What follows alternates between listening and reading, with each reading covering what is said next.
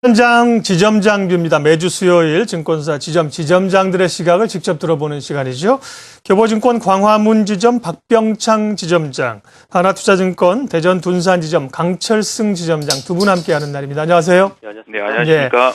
자, 객장도 좀 지치고 어려운 그런 분위기일 것 같은데요. 외국인 매도가 계속되고 있는 상황에서 단기적으로 저점은 어느 정도 수준에서 형성될 걸로 보시는지요? 박 지점장님.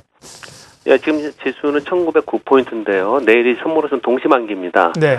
기본적으로 선물옵션 동시만기는 이제 큰 이벤트이죠. 그래서 내일 기준으로 해가지고 일단 기대이지만은 내일을 저점으로 해가지고 이런 대규모의 매도는 다소 좀 완화될 수 있지 않을까라는 시장의 기대감이 있습니다.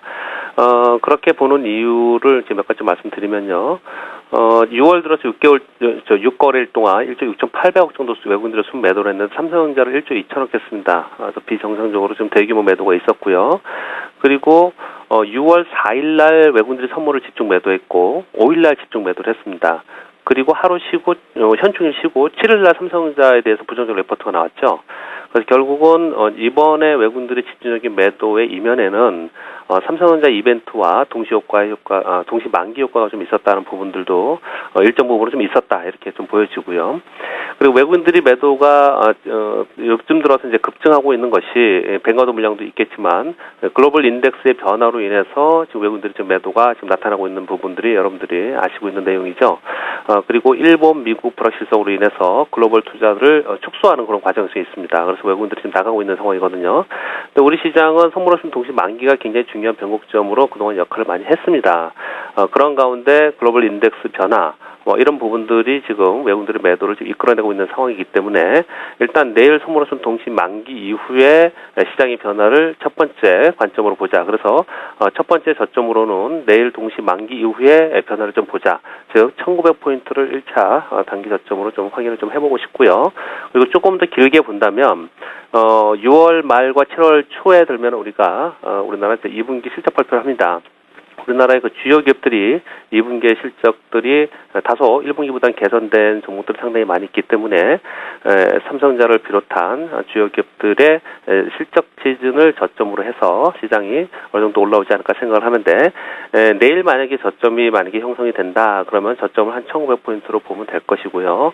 근데 내일 저점을 형성하지 못하고 시장이 계속해서 외국인들의 매도가 있다. 그렇다면 저점을 조금 더 낮춰야 될 것 같습니다. 그래서 1850포인트까지도 보면서 시장을 확인해야 되지 않을까 생각합니다.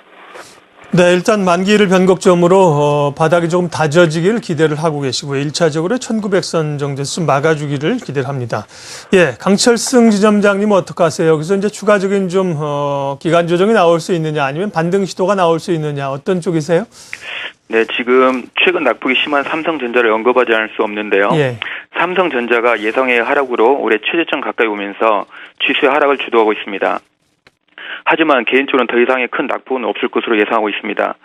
필라델피아 반도체 지수가 지속적으로 상승하고 있고 삼성전자의 경쟁력을 핸드폰에만 국한시키는 우려를 범하지 않는다면 현재의 가격은 충분히 가격 메리트가 있으며 수급 개선이 나타날 수 있는 시점이라고 보여집니다.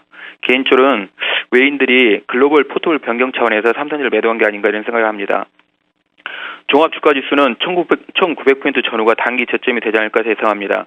2009년 서브프라임 이후 주봉상 181선에서 반등을 지속했던 전례를 본다면 현재 주봉상 181선인 1900포인트 전후에서 지수가 반등을 시도할 것으로 보여집니다.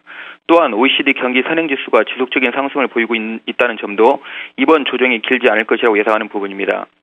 그리고 그동안 지수를 끌어내렸던 프로그램 비차익 매도도 매수로 전환된 점이 긍정적입니다. 최근 매도세의 주체인 외국인의 행보가 시장에 얼마만큼 영향을 줄 것인지는 계속해서 주목해야 합니다. 다만 시장의 변동성이 비단 국내 증시에 국한되지 않고 신흥국 시장 전반에 나타날 가능성이 있다는 부분은 염두에 두셔야 할 것 같습니다. 내일 금융통화운용위원회의 기준금리 결정과 선물옵션 만기가 있습니다. 기준금리는 동결될 가능성이 높고 선물옵션 만기라는 부담감이 변동성이 클 수 있지만 지금부터는 조금씩 저점에서 분할 매수를 해야 되는 시점이 아닌가 생각합니다. 이상입니다. 네, 시황관부터 들었고요. 이제 전략 얘기하겠습니다. 박병창 지점장님, 일단은 조금 하락 저지를 기대하고 또 내일 상황이 안 좋으면 조금 더 우리가 조정의 가능성도 좀 놓아야 된다고 하셨는데 대응 전략하고요. 또 종목 잡기 어떻게 해야 됩니까? 예, 그렇습니다. 내일이 굉장히 중요할 것 같고요. 다행스러운 거는 어제 오늘 외국인들의 롤오버를 지금 상당히 많이 진행을 하고 있어서 좀 더 좀 기대를 좀 해볼 수 있는 상황은 좀 있습니다. 그렇지만 최근 들어서 그 시황의 리포트들이 많이 나오는데 하반기의 지수대를 한 1850에서 2100포인트 정도를 보고 있습니다. 그렇지만 이 1850과 2100포인트의 코스피 지수를 잘 보시면 지난 1년 6개월 동안 박스권의 지수입니다. 결국 이러한 현상이 계속 나타나는 것은 글로벌 경기 회복이 부진되는 가운데 국내 기업 실적들이 하향하기 때문에 시장이 위로 치고 가지 못하고 계속 이러고 있던 상황이거든요. 그렇다면 향후에 계속 좋지 않을 것이냐. 우리가 지금 기대하는 부분들은 상승 쪽에서 본다면 그동안에 우리 시장을 괴롭혔던 수급적 요인들이 다소 개선이 되면서 수급적 요인으로 인해서 다시 한번 반등을 할 수 있는 그런 구간이 나오지 않을까라는 기대를 가지고 있습니다. 그렇지만 전반적인 펀더멘탈 요인으로 본다면 하락 쪽에 무게를 좀 두고 있겠죠. 결국 우리가 지금 여러분들이 보실 때 박스권을 크게 놓고 박스권의 상향과 하향을 급격하게 단기간에 방향을 설정할 것 같으면 그 방향으로 움직여야 될 것 같고요. 그렇지 않다면 그 안에 종목군으로 거래를 좀 하시는 게 맞는 것 같고요. 그리고 조금 더 길게 볼 때 하반기로 볼 때 박스권을 상향하면서 위쪽으로 가능성이 더 높은가 아래쪽으로 가능성이 높은가를 여러분들이 개인적으로 생각을 좀 하셔서 그쪽 방향으로 전체적인 전략을 가져가시는 게 맞지 않을까 생각합니다. 자, 그러면 그러한 시황 속에서 종목을 좀 한번 본다면은 전반적으로 시장 박스권을 많이 얘기를 하고 있습니다. 다소 아래쪽으로도 열어두는 시황을 지금 많이 얘기를 하고 있거든요. 그렇기 때문에 경기 비민감 중소형주, 즉 비민감주 중에 전통주 중에서 중소형주를 잘 보면은 실적 대비 저평가 종목들이 꽤 있습니다. 그런 종목에서 좀 종목 접근으로 거래를 하시는 게 맞지 않을까, 하반기에도 당분간도 맞지 않을까 생각을 하고요. 그런 종목 몇 가지 이렇게 소개를 드리면 저렇게 찾아보니까 크라운제가, 현대이피, 다우데이터, 심팩, 한솔신텍, 바텍 이런 종목들이 그런 군에 속하지 않나 생각합니다. 네, 박병창 지점장의 관심 종목군이었고요. 예, 강 지점장님 관심 종목군 어떤 것들입니까? 네, 지금 어제 오늘 일본 시장 때문에 전 세계 시장 유동치는데요. 아베노믹스의 경제 정책이 제대로 완성되지 못한 시점에서 일본 시장이 반등에 성공한다 하더라도 상반기 정도의 상승력을 갖기가 어려울 것으로 전망됩니다.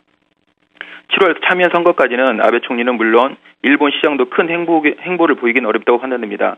그에 따라서 상반기 일본 시장의 급등으로 인해 상대적으로 주가의 조정이 컸던 자동차 관련주의 약진이 기대됩니다. 그중에서도 금일은 한국타이어를 관심 있게 보고 있습니다. 원재료 투입 단가가 하향 안정화되고 있으며 제품 믹스 개선이 지속되어서 원가 절감을 통하여 2분기에는 업계 최고 영업이익 달성이 가능할 것으로 보여집니다. 글로벌 타이어 수요액이 예상보다 지연되고 있으나 타이어 특성상 하반기에는 교체용 타이어 수요가 증가할 것으로 전망되며 2014년 헝가리 공장 증설을 통하여 미국과 중국 시장의 교체용 타이어 수요 회복과 함께 양적 성장도 이어질 것으로 예상됩니다. 이상입니다. 네, 매주 수요일 만나는 증시 현장 지점장 뷰 박병창 교보증권 광화문 지점장, 강철승 한화투자증권 둔산 지점장 함께했습니다. 두 분 고맙습니다. 감사합니다. 네, 감사합니다.